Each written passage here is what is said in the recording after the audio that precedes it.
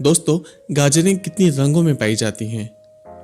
Russian कुत्ते की वफादारी देखकर रशियन गवर्नमेंट ने उस कुत्ते के साथ क्या किया और आप अपने बच्चों को स्कूल किस लिए भेजते हैं। तो मजीद ऐसी फैक्ट्स जानने के लिए प्लीज वीडियो को एंड तक लाजमी देखिएगा। और इन्फो विद असद में एक बार फिर से आपको खुश आमदीद।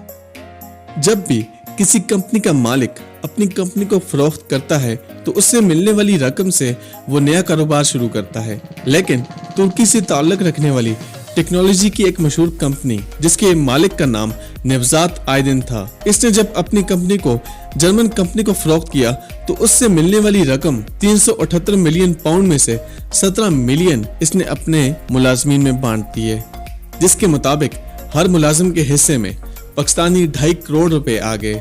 क्योंकि उसका कहना यह था, आज अगर इसकी कंपनी इतने अच्छे दामों फरोख्त हुई है तो उसका सारे का सारा क्रेडिट उन मुलाजिमों को जाता है जिन्होंने दिन रात मेहनत करके इस कंपनी को आसमान तक पहुंचाया। दुनिया के मसलों में से सबसे अहम मसला ग्लोबल वार्मिंग का है, लेकिन इससे निपटने के लिए बहुत से इकदाम किए जा रहे हैं, खास तौर पर प्लास्टिक से बचने के लिए।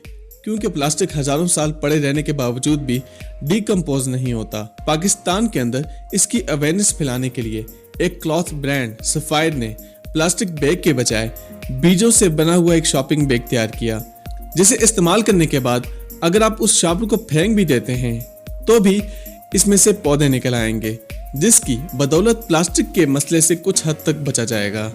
प्लास्टिक से जान छुड़ाने के लिए यह एक बहुत ही उम्दा कदम है और हमें इसे अप्रिशिएट करना चाहिए।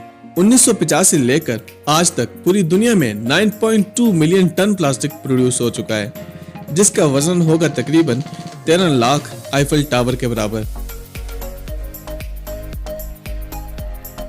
हम हर साल जितना भी प्लास्टिक प्रोड्यूस करते हैं उसका सिर्फ 9% ही रिसाइकल हो पाता है, जबकि बाकी प्लास्टिक नदी नालों से होता हुआ समुद्रों में चला जाता है और हमारे समुद्री जानवर इसे खाना समझकर खा लेते हैं और हजम ना होने की सूरत में इनकी मौत हो जाती है।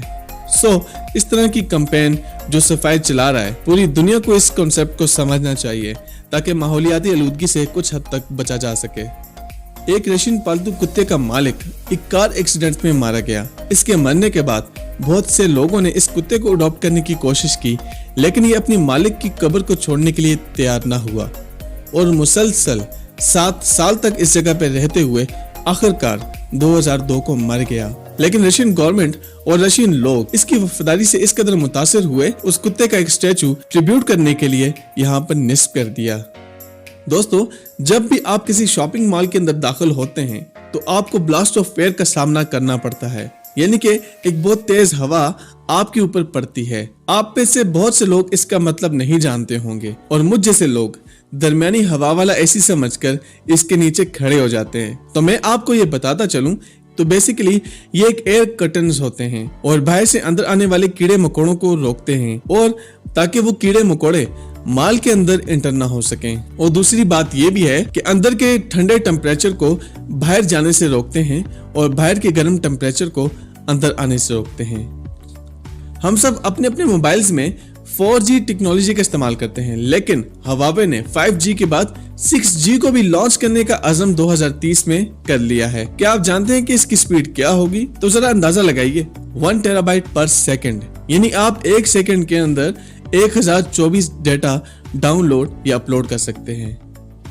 आप अपने बच्चों को स्कूल किस लिए भेजते हैं? ताकि वो वहां पर पढ़ लिख कर एक मुनफरिद शहरी बन सके और माशरे के अंदर कुछ कंट्रीब्यूट कर सके। लेकिन भारतीय रियासत झारखंड के अंदर एक स्कूल के अंदर जब पुलिस ने छापा मारा तो पता चला कि स्कूल के अंदर बच्चों को चोरी, डकैती, जेब काटने और मोबाइल फोन चोरी करने की तरबियत भी दी जा रही थी। यानी ये सारे काम हुनर के तौर पे उन बच्चों को सिखाए जा रहे थे।